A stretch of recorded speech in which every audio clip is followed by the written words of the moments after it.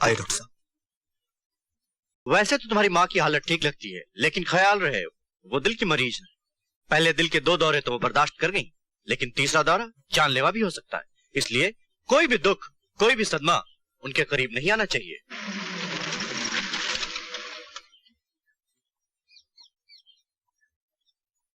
Excuse me. Yes. Mister Ravi का घर कौन सा है? जी मैं हूं, कहिए। I am sorry mister Ravi, आपके लिए एक बुरी खबर है। आपके पिता अब इस दुनिया में नहीं रहे।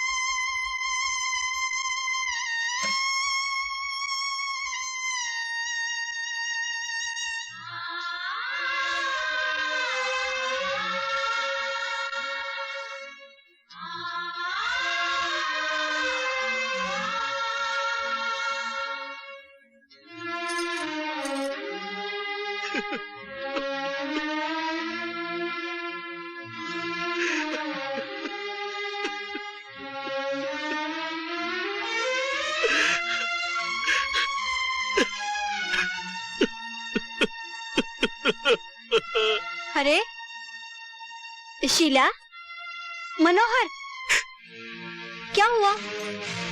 ये शोर कैसा? अरे चुप क्यों हो गए? क्या हुआ? कुछ तो बताओ। वो दिल की मरीज है। पहले दिल के 2 दौरे तो वो बर्दाश्त कर गई, लेकिन तीसरा दौरा जानलेवा भी हो सकता है।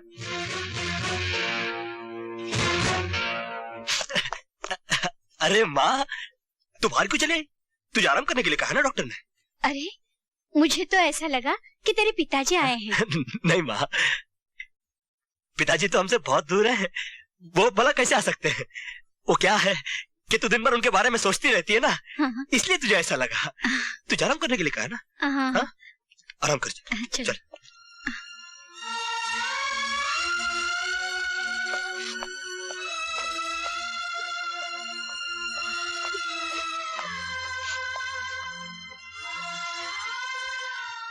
जा। आपका साया तो सर से उठ चुका है।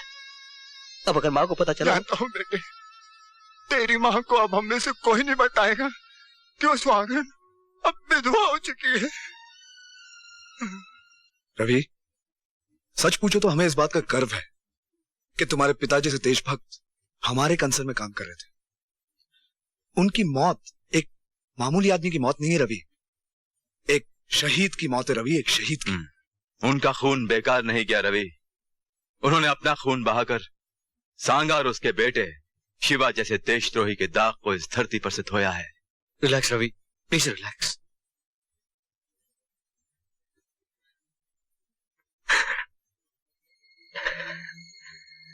मुझे कसम है साहब,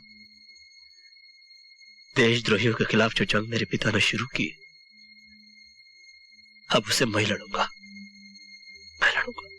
ये क्या कह रहे हो लाला जी?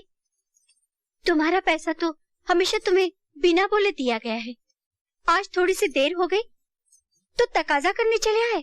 रवि की माँ, तकाजा तो करना ही पड़ता है। तेरा बेटा तो कमाने से रहा और तुम्हारा पति। मेरे पिता के बारे में बकवास की ना तो जान से मार डालूंगा तुझे। तेरा पैसा तुझे मिल जाएगा। चल जा ऐसे, चल जा, चल जा ना।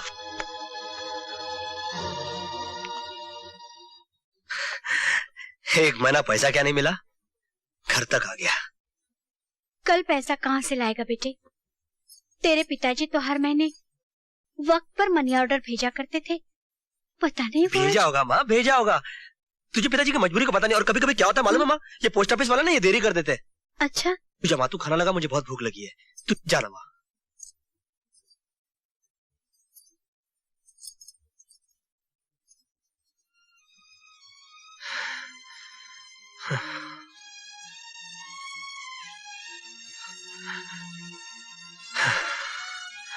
चाची। कौन है? अरे जल्दी आओ, देखो चाचा का मनी ऑर्डर आया है।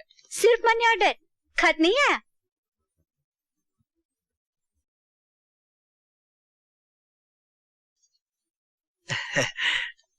माँ, माँ, ये क्या है माँ? लगता है पिताजी का मनी ऑर्डर आया है। हाँ बेटे, मनी ऑर्डर तो हर महीने आता है, लेकिन लगता है तेरे पिताजी हमसे नाराज हैं। पहले तो खत आते थे, अब तो खत डालना भी भूल जाते हैं। वो खत ना माँ, अरे खत तो आया है। आया है? हाँ। अरे तो जल्दी से पढ़ के सुना, क्या लिखा है? हाँ मैं पढ़ के सुनाता हूँ। प्यारे बेटे रवि, बहुत बहुत प्यार है। प्यार पिताजी, आपको भी बहुत बहुत प्यार। बेटे इस खत के साथ मनी ऑर्डर भेज रहा हूँ। बहुत दिनों का खत नहीं लिख सका क्योंकि मेरी बदली हो गई है। मालिक ने मुझे अपने पास बुला लिया। बेटे तुम लोगों की याद तो बहुत आती है, मगर क्या करूं, मजबूर हूं। यहां से खत लिखना बहुत मुश्किल है। अपनी मां का ख्याल रखना, क्योंकि मेरे बाद बस तू ही उसका एक सहारा है। उसे हर हाल में खुश रखना। हाँ पिताजी, मैं अपनी मां को हर हाल में खुश रखूं। क्या बात है बेटे, तेरा गला क्यों भरा है?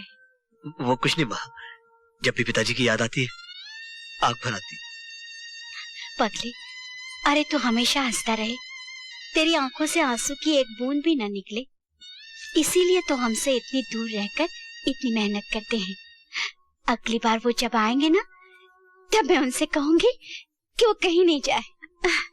अरे जिनका इतना अच्छा बेटा हो, वो इतनी मेहनत मजदूरी क्यों करे भला, है ना? तू हंस दे, अरे तेरी हंसी में ही तो उनकी हंसी छिपी है बेटे। हंस दे ना, हंस दे।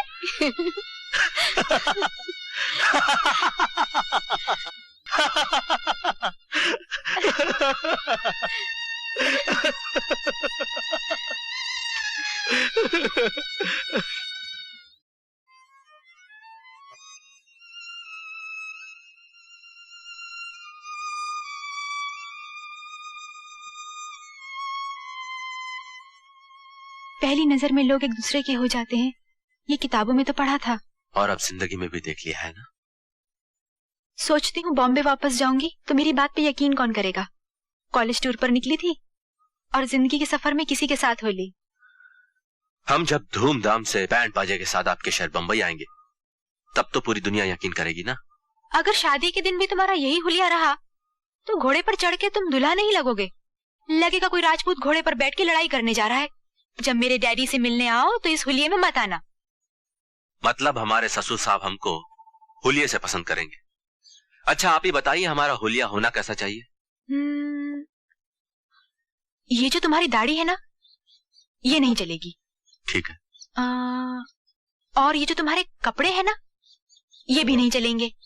ये भी ठीक है।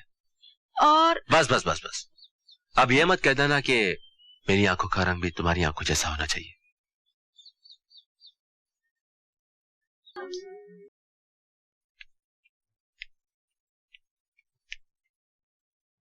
अरे नेहा, प्यार में तो लोग जीते हैं, इस तरह घुट घुट कर मरते नहीं। तू ऐसे जिएगी तो पागल हो जाएगी तू। Come on, let's go. Anju, यादें और जुदाई प्यार में पागल ही तो कर देते हैं। मगर शिवा तो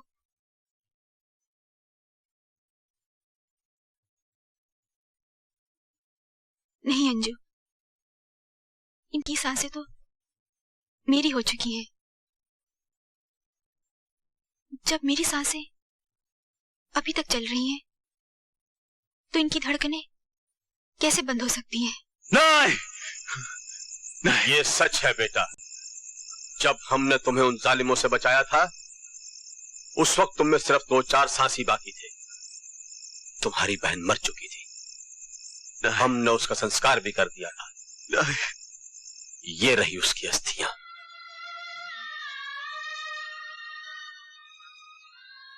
मुन्नी, मुन्नी,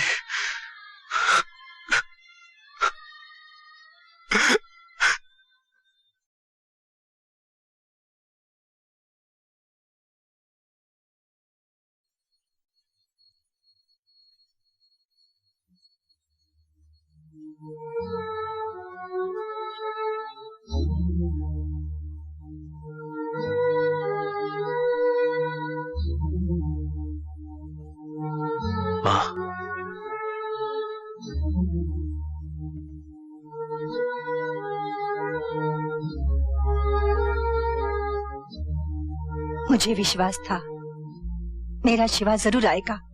लेकिन माँ, पिताजी और मुन्नी। नहीं बेटा नहीं, मैं तेरी आंखों में आंसू नहीं, चिंगारी देखना चाहती हूँ, आग देखना चाहती हूँ। कसम है तुझे अपनी माँ के दूध की, जब तक तू अपने पिता के माथे पर लगे देशद्रोही का कलंक मिटा नहीं देता, तू चैन नहीं लेगा बेटा, तू चैन नहीं लेगा। बम्बई जाके राणा चाचा के बेटे रवि को भी बता देना कि उसके पिताजी के कातिल कौन है, और दोनों मिलकर इस देश में एक जोरदार आंधी लाना जिसमें ये जालिम और इनके जैसे देशद्रोही तबाह और बर्बाद हो जाए।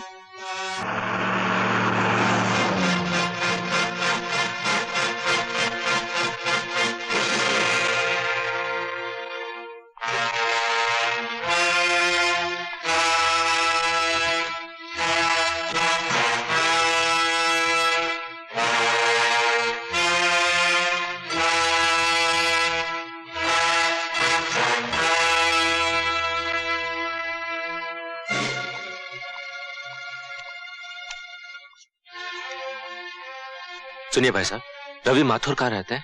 रहते तो यही हैं, लेकिन इस वक्त जैकब के अड्डे पे मिलेंगे।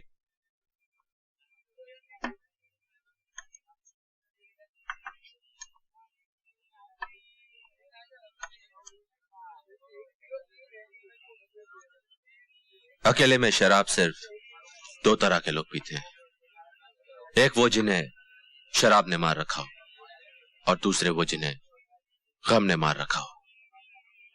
शराब के मारे हुए तो तुम लगते नहीं हो, और गम को बांटा भी जा सकता है। टोनी नाम है मेरा दोस्त।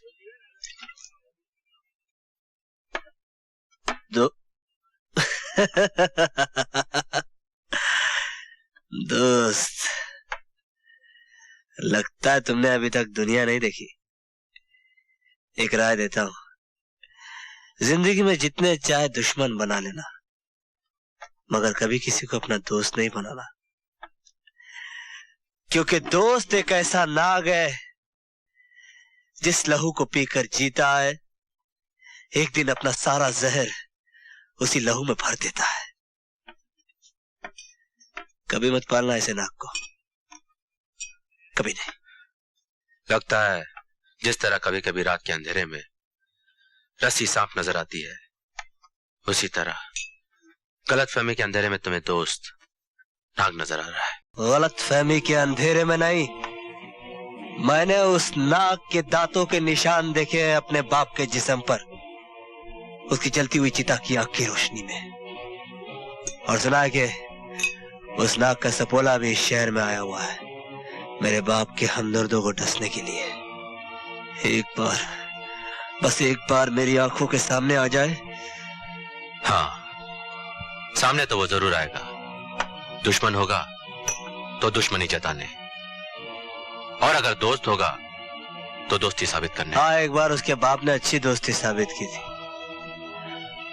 दोस्त किसे कहते हैं मालूम है? दोस्त उसे कहते हैं जो अपने दोस्त के लिए खून बहा दे, उसके लिए अपनी जान तक दे दे। खैर छोड़ो यार ये दोस्त और दोस्ती के चक्कर को। मैं खाने में आया हूँ, शराब पियो।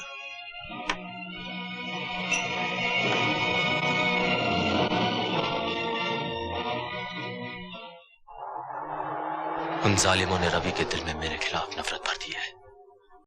अब उन तक पहुंचने का सिर्फ एक ही रास्ता है, अखबारों में अपने जिंदा होने की खबर छपवाई जाए, जिससे उनके दिलों में खलबली मच